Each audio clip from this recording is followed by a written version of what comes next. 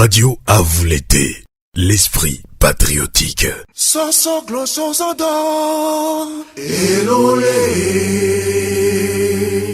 Décryptage du message de vœux de 2023 du chef de l'État togolais à la nation. Faure Gnassingbé est-il attentif aux aspirations du peuple togolais? Comme le veut la tradition, le chef de l'État togolais a délivré son message de fin d'année à la nation le 31 décembre dernier. Avant de se montrer satisfait du bilan de son gouvernement, Faure Gnassingbé s'est, à raison, longuement appesanti sur le défi sécuritaire auquel le Togo est confronté dans sa partie septentrionale. Radio à vous l'été s'incline dans le recueillement et la prière devant la mémoire de nombreuses victimes civiles et militaires que les violences de toute nature ont causées au Togo, en Afrique et dans le monde l'année écoulée. Dans son discours, le chef de l'État togolais est revenu sur la mise en œuvre du programme d'urgence pour le renforcement et la résilience des populations de la région des savanes. On peut se poser la question: à quand l'extension de ce programme d'urgence aux autres régions du Togo où les populations ne sont pas mieux loties? Faure Gnassingbé a également évoqué la mise en œuvre de la feuille de route gouvernementale malgré les défis liés à la crise économique, écologique, sécuritaire, sanitaire et alimentaire. Mais pourquoi s'est-il gardé de déplorer les conséquences de la crise politique permanente qui rajoute aux incertitudes et réduit l'attractivité au Togo pour les investisseurs étrangers publics et privés? D'importantes ressources financières ont été mobilisées pour subventionner les prix de certains produits, poursuit le chef de l'État togolais.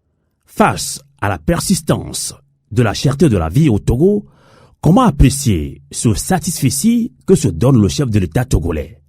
Pourquoi le ciblage des populations éligibles aux programmes sociaux et l'extension de l'assurance maladie universelle aux populations les plus vulnérables sont-ils relégués au calendrier grec? La plateforme industrielle d'Adetikopé et l'agence de transformation agricole devraient, selon les affirmations de Faure Gnassingbé, accélérer le développement du secteur agricole au Togo. Mais quelle attention le gouvernement togolais prête-t-il réellement aux importations des nombreux produits agricoles qui inondent nos marchés et font concurrence déloyale aux produits locaux? Comment garantir la compétitivité aux produits transformés localement si des mesures douanières appropriées ne sont pas prises pour protéger le tissu industriel naissant au Togo? Le chef de l'État togolais soutient par ailleurs que la concertation nationale entre acteurs politiques, CNAP, et le cadre permanent de concertation, CPC, offre des garanties pour des élections régionales et législatives apaisées. C'est un constat et une réalité au Togo.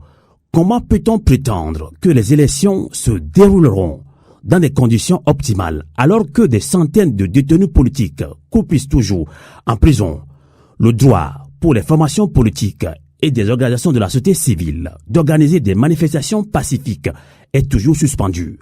La liberté et le droit de la presse d'informer l'opinion publique sont fréquemment entravés et réprimés. Au regard des lacunes résiduelles du code électoral et surtout compte tenu du déséquilibre des forces politiques qui composent la CENI et de ses démembrements, les contestations électorales peuvent-elles être évitées à l'issue des élections prévues en 2023?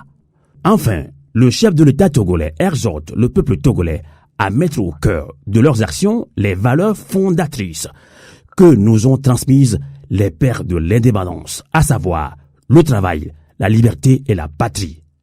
Et sans langue de bois, s'il était donné aux pères de l'indépendance de revisiter le Togo pour donner leur avis, seront-ils satisfaits de ce qu'est devenu ce beau pays pour lequel ils ont sacrifié et donné leur vie?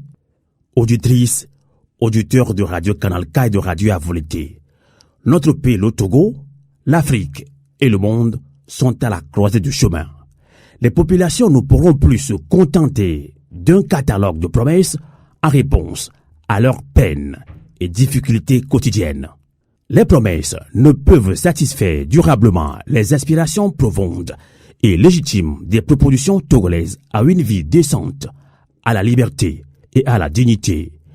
Il revient donc au peuple togolais de mieux s'organiser, doublé d'une prise de conscience individuelle et collective afin d'achever la lutte démocratique qui n'a que trop duré. Puisse l'année 2023 et c'est l'avenir marquer le point de départ d'une véritable renaissance du Togo et de notre continent africain. Novio a volé qu'elle est katanye, kokole tetenta. Mimila zundo et tout la zundolo, ouais d'accord, avion la voie, ouais d'accord, mila droelo, ouais d'accord, avion la voie, ouais d'accord, mila droé.